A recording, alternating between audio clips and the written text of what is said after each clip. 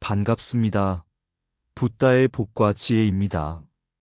오늘 우리는 밀교라고 하는 것은 대승불교의 전통이다라는 주제로 불교의 깊은 뿌리와 그 흐름을 함께 살펴보려 합니다. 부처님께서는 어느 한 길만을 높이지 않으셨고 중생의 근기에 맞춰 수없이 많은 방편의 길을 열어주셨습니다. 상좌부의 청정한 계율의 길도, 대승의 크나큰 자비의 길도, 그리고 밀교의 빠른 깨달음의 길 또한 모두 중생을 해탈로 이끄는 하나의 진리의 다른 모습일 뿐입니다. 오늘 이 시간에는 7세기 중국의 기록 속에 남겨진 미얀마 불교의 모습, 그 속에 숨어있던 밀교, 곧 대승불교의 전통을 살펴보며 우리가 왜 서로 다른 불교를 비난할 이유가 없는지, 그리고 왜 모든 불교는 결국 한 부처님의 가르침인지를 차분히 함께 알아보는 시간을 갖고자 합니다.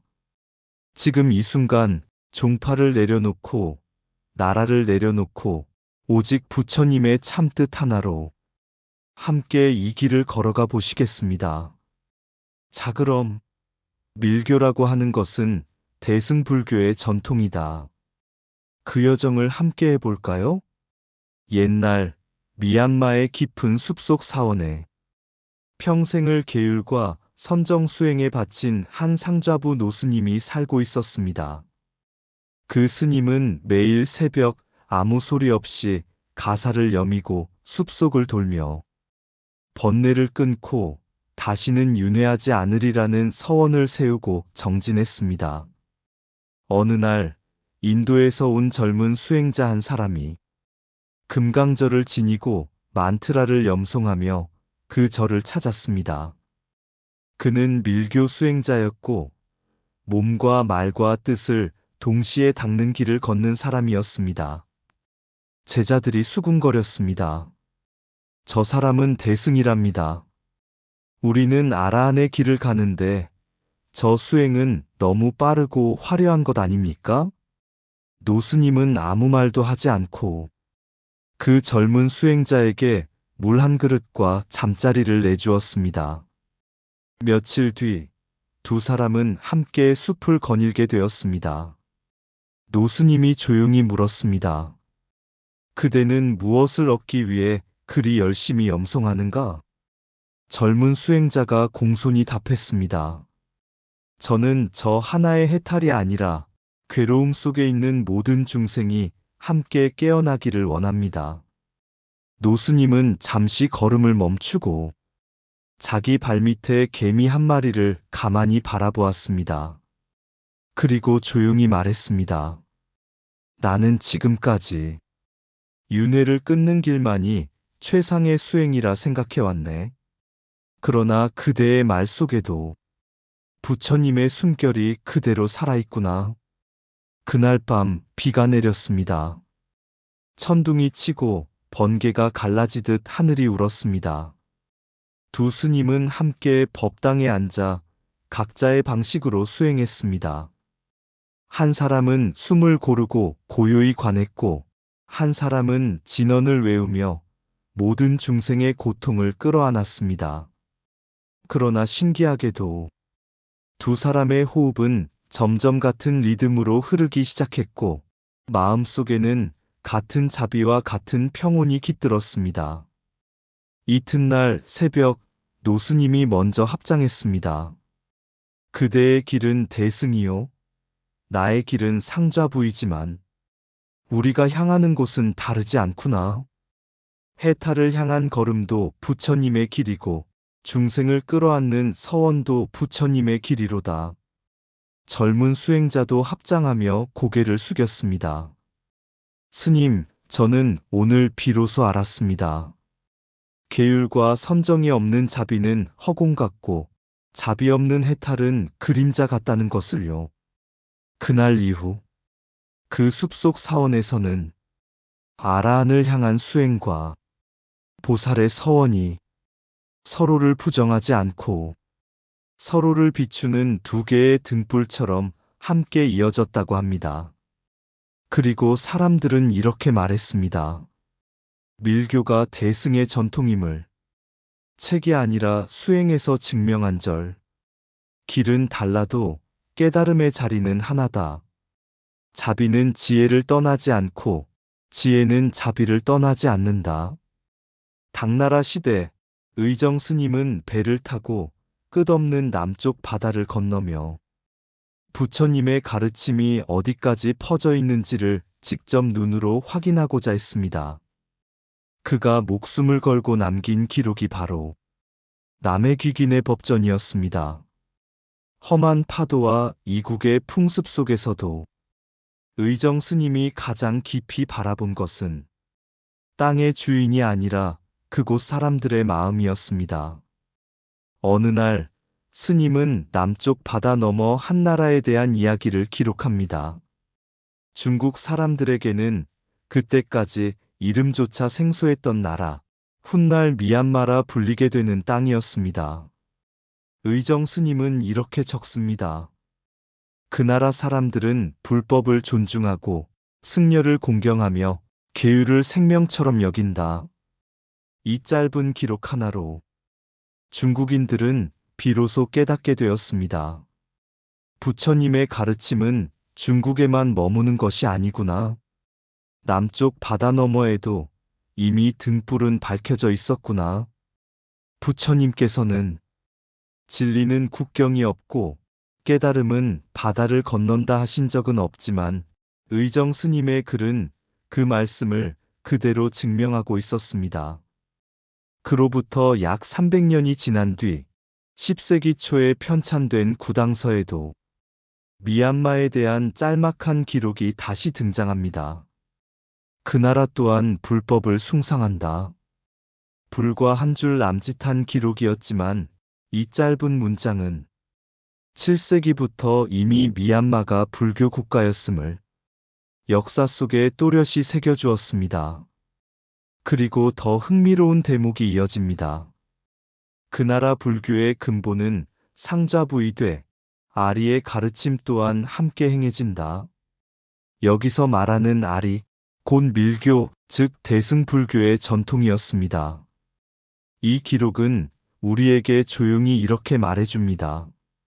미얀마는 처음부터 하나의 불교만 고집한 나라가 아니었다.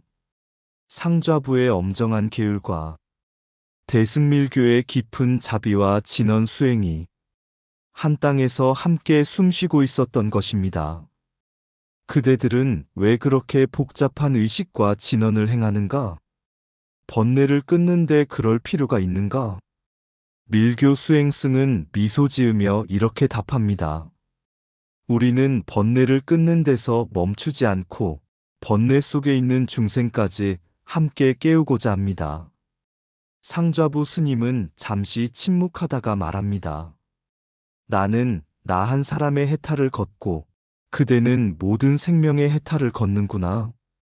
그러나 우리가 떠나온 곳은 같고 돌아갈 곳도 다르지 않다. 그날 이후 미얀마의 불교는 계율과 자비, 해탈과 보살행, 상좌부와 대승이 서로를 부정하지 않고 서로를 비추는 두 개의 등불로 이어지게 되었습니다. 그리고 이 모든 사실은 7세기 의정 스님의 붓끝과 10세기 구당서의 짧은 문장 속에 조용히 그러나 분명하게 남게 된 것입니다. 부처님의 길은 하나지만 중생의 근기는 서로 다르다. 그러므로 가르침은 여러 갈래로 흐르되 그 바다는 하나의 깨달음으로 모인다. 부처님의 가르침은 국경을 묻지 않고 바다를 넘어 중생에게 닿는다. 이름 모를 작은 나라에도 깨달음의 등불은 가장 먼저 켜진다. 상좌부의 계율은 뿌리이고 대승의 자비는 꽃이며 밀교는 그 열매다. 길은 다를지라도 닿아야 할 깨달음의 하늘은 하나다. 나 하나의 해탈도 부처님의 길이고 모두의 해탈도 부처님의 길이다. 진리는 종파를 만들지 않고 중생의 마음에서만 꽃핀다. 부처님의 가르침은 하나이나 중생의 근기에 따라 천갈래로 흐른다. 남해의 작은 기록 한 줄이 천년의 불법 전통을 증명한다. 계율 없는 자비는 허공이고 자비 없는 해탈은 그림자다. 부처님을 믿는다는 것은 서로 다른 길을 걷는 이를 비난하지 않는 것이다. 상좌부와 대승은 다투는 형제가 아니라 같은 어머니의 자식이다. 부처님의 눈에는 소승도 대승도 없고 다만 괴로움 속에 중생만 있다. 밀교는 빠른 길이 아니라 깊은 자비를 실천하는 또 하나의 방편이다. 불교는 하나의 답을 강요하지 않고 각자의 고통에 맞는 길을 내어준다. 불법은 하나지만 중생은 많다. 그러므로 가르침도 많을 수밖에 없다. 두 개의 길이 한 나라에 스며들다. 왜 상좌부의 땅에 밀교가 함께 꽃 피었는가? 아주 오래전 미얀마의 강이 바다로 흘러드는 곳에 하늘처럼 고요한 상좌부 사원이 하나 있었습니다. 그곳의 스님들은 매일 새벽 계율을 외우고 숨결을 관하며 아라한의 길을 향해 묵묵히 걸었습니다. 그러던 어느 날 인도의 서쪽에서 온 한 수행자가 이국적인 모습으로 강가의 사원에 도착했습니다. 그는 염주와 함께 작은 금강절을 지니고 있었고 입에서는 낮고 깊은 진언의 울림이 끊이지 않았습니다. 젊은 미얀마 스님들이 수군거렸습니다. 저희는 우리가 아는 수행과는 다르다. 계율도 중요하지 않게 여기는 것이 아닐까? 그러나 노스님은 그를 바라보며 이렇게 말했습니다. 형식이 다르다고 법이 다르다고 말하지 말아라. 물의 그릇이 달라도 물의 성질은 같느니라. 그 인도 수행자는 자신을 아리의 길을 걷는 자, 곧 밀교 수행자라 소개했습니다. 그는 말했습니다. 저의 수행은 몸과 말과 뜻을 한꺼번에 부처의 길로 돌리는 것입니다. 번뇌를 버리는 데서 멈추지 않고 번뇌조차 깨달음의 연료로 삼는 길입니다. 부처님께서는 번뇌를 끊으라고 하셨다. 그대는 왜 그것을 쓴다 하는가? 아리 수행자는 조용히 합장하며 답했습니다. 부처님께서도 중생의 병에 따라 약을 주셨습니다. 번뇌가 깊은 시대에는 번뇌를 피하지 않고 껴안아 깨우는 약도 필요합니다. 그날 밤 두 수행자는 같은 법당에서 각자의 수행을 했습니다. 한 사람은 고요한 관법으로 숨을 닫고 한 사람은 진언으로 세상의 고통을 흔들었습니다. 기이하게도 법당 안의 공기는 둘로 갈라지지 않았습니다. 고요와 울림이 서로 부딪히는 것이 아니라 서로를 감싸 안으며 하나의 평온이 되었습니다. 노스님은 그 모습을 보며 조용히 제자들에게 말했습니다. 이 나라의 불교는 계율로 뼈대를 삼고 자비로 심장을 삼으며 밀교로 피를 흐르게 될 것이다. 그리하여 고대 미얀마의 불교는 상좌부의 청정한 수행 위에 대승과 밀교의 자비와 방편이 포개진 형태로 자연스럽게 성장하게 되었습니다. 이 모습은 훗날 캄보디아의 앙코르와트에서도 다시 나타났습니다. 힌두의 신과 부처의 얼굴이 한 사원 안에서 함께 깃드는 모습을 보며 사람들은 고개를 갸웃했지만 부처님의 가르침은 그 자리에 조용히 이렇게 말하고 있었습니다. 중생의 신앙은 서로 달라도 깨달음으로 향하는 문은 하나다.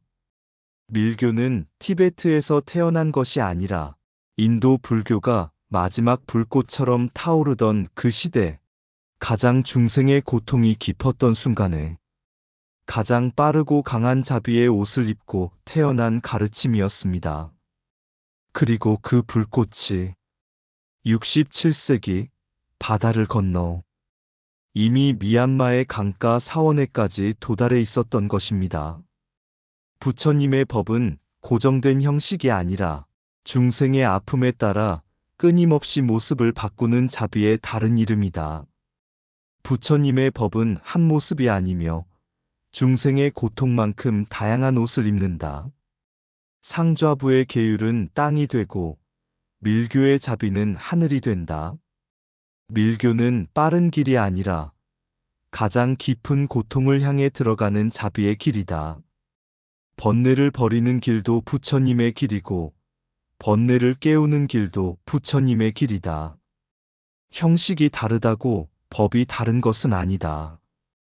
부처님은 하나의 약을 주지 않으시고 중생의 병만큼 약을 내리셨다.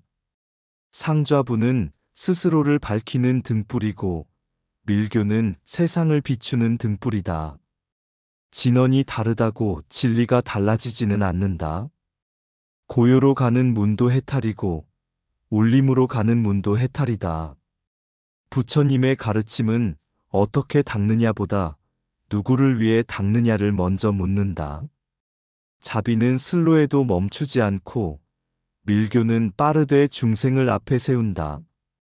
밀교는 변칙이 아니라 절박한 시대에 나타난 부처님의 방편이다.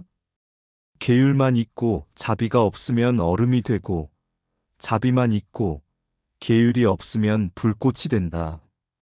부처님의 눈에는 상좌부도 대승도 없고 다만 구원받아야 할 중생만 있다. 불교가 살아있다는 증거는 시대가 바뀔 때마다 법의 모습도 함께 바뀐다는 데 있다. 해탈을 향한 한 사람과 성부를 향한 한 사람.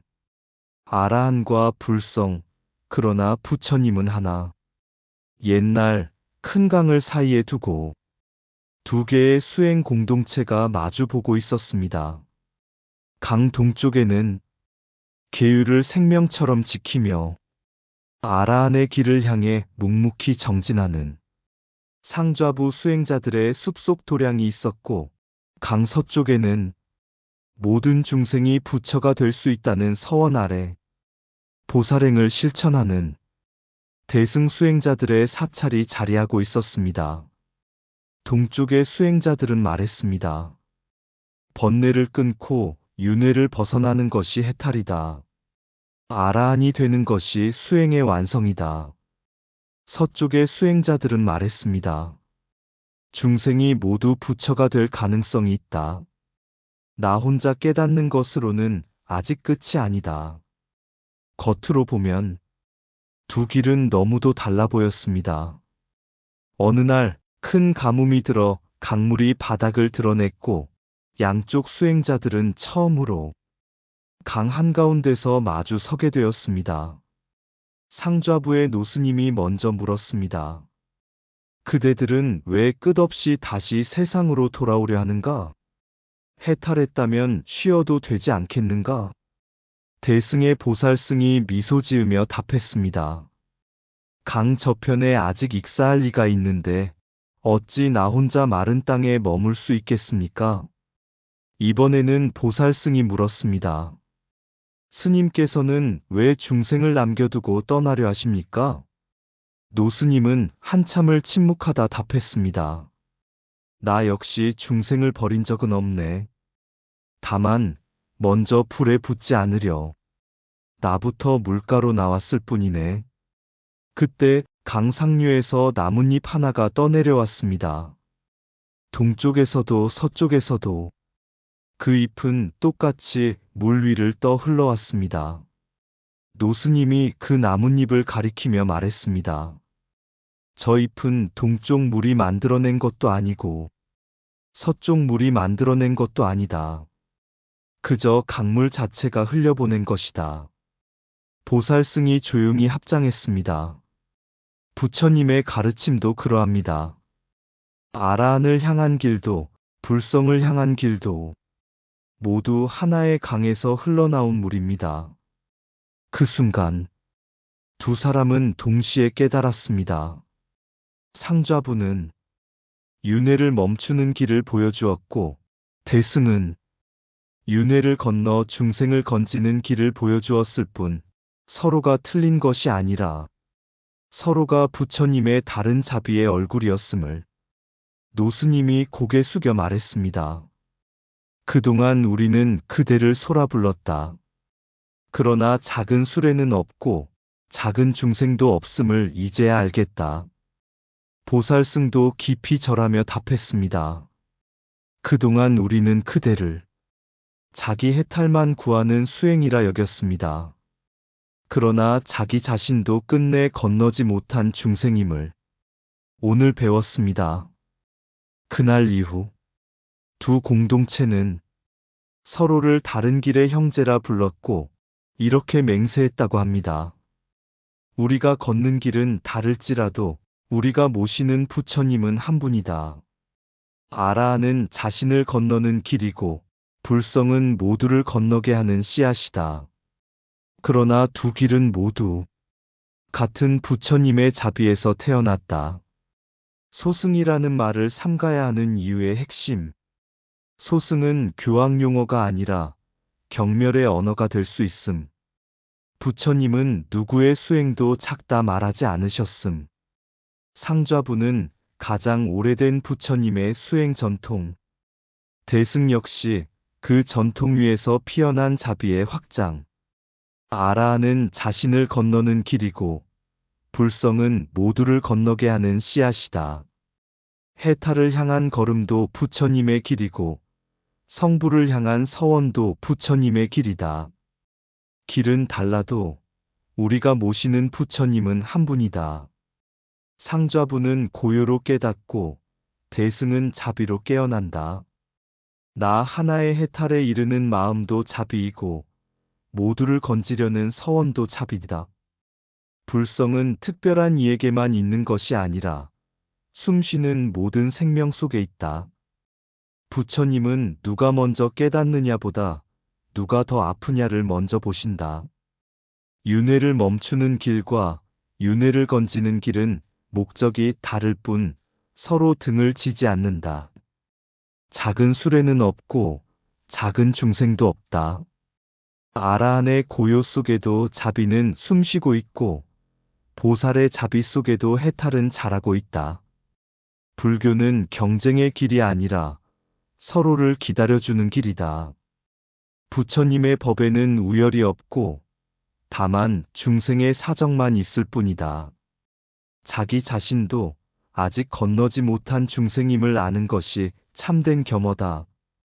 소승이라 부르는 순간 우리는 이미 부처님의 자비에서 멀어진다. 상좌부와 대승은 두 길이지만 하나의 자비에서 갈라진 두 개의 강이다. 세 개의 등불, 하나의 빛. 옛날 먼 남쪽 바다를 따라 세 개의 사원이 나란히 자리한 땅이 있었습니다. 첫 번째 사원에는 계율을 생명처럼 지키며 숨 하나, 마음 하나를 고요히 닦는 상좌부 수행자들이 살고 있었습니다. 그들은 말했습니다. 번뇌를 끊고 윤회를 멈추는 것이 해탈이다. 두 번째 사원에는 중생을 먼저 생각하며 고통 속으로 다시 들어가는 대승보살들이 살고 있었습니다. 그들은 말했습니다.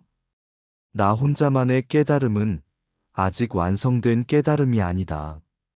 세 번째 사원에는 못말 뜻을 한순간에 깨우고자 진언을 외우며 정진하는 밀교 수행자들이 살고 있었습니다.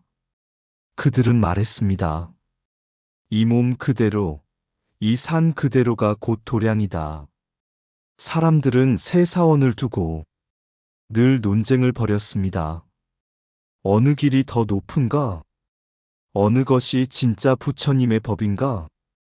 어느 날 밤 큰 폭풍이 이 땅을 덮쳤고 세 사원의 등불이 모두 꺼질 위기에 놓였습니다. 그때 세 사원의 스님들이 각자 횃불 하나씩을 들고 폭풍 속으로 나왔습니다.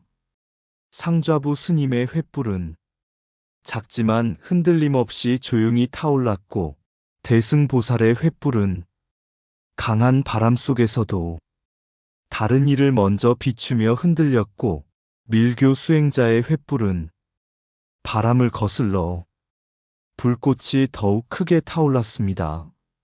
처음에는 불꽃의 모양도 움직임도 모두 달랐습니다.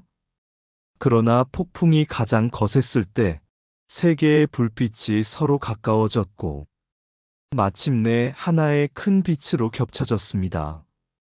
그 순간 사람들은 깨달았습니다. 불꽃의 모양은 달라도 불의 성질은 하나였구나. 폭풍이 지나간 뒤 사람들은 더 이상 묻지 않았습니다. 어느 불이 더 옳은가? 그 대신 이렇게 말했습니다. 이 불이 있었기에 우리는 길을 잃지 않았다.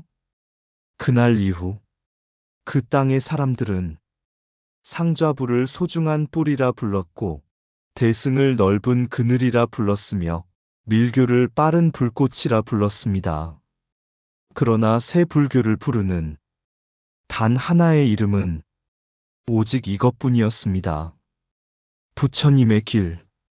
상좌부는 수행의 뼈대이고 대승은 자비의 심장이며 밀교는 방편의 불꽃이다.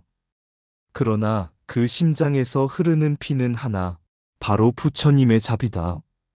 시 하나의 바다, 세 개의 길, 한 줄기 물이 산에서 내려와 강이 되고 바다가 되듯 계율의 고요도 자비의 눈물도 진언의 불꽃도 모두 하나의 법에서 흘러왔다.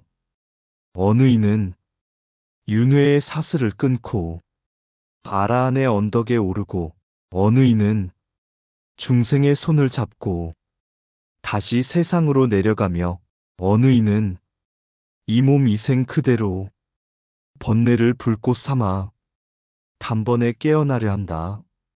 길은 달라도 하늘은 하나였고 이름은 달라도 부처님은 한 분이셨다. 불성은 깊은 숲의 수행자에게도 눈물 어린 제가자의 가슴에도 어둠 속 방황하는 중생에게도 조용히 숨쉬고 있었다. 작은 수레도 없고 큰 수레도 없으며 빠른 길과 느린 길마저 그저 중생의 숨결에 맞춘 자비의 다른 얼굴일 뿐. 계율은 뿌리가 되고 자비는 나무가 되며 밀교는 그 나무 위에 가장 뜨겁게 피는 꽃이 된다. 꽃은 다르되 향기는 하나, 법은 다르되 눈물 닦아주는 손은 하나. 오늘도 누군가는 고요 속에서 깨어나고 누군가는 고통 속에서 다시 태어나며 누군가는 이 삶 한가운데서 부처를 만난다. 그 모든 길 위에 조용히 이렇게 적혀 있다. 상좌부도 대승도 밀교도 이름은 다르되 모두 부처님의 길이다. 이상 붓다의 복과 지혜였습니다. 오늘도 복지구족한 날 되세요. 구독과 좋아요는 붓다의 복과 지혜를 밝히는 큰 자비의 등불이 됩니다.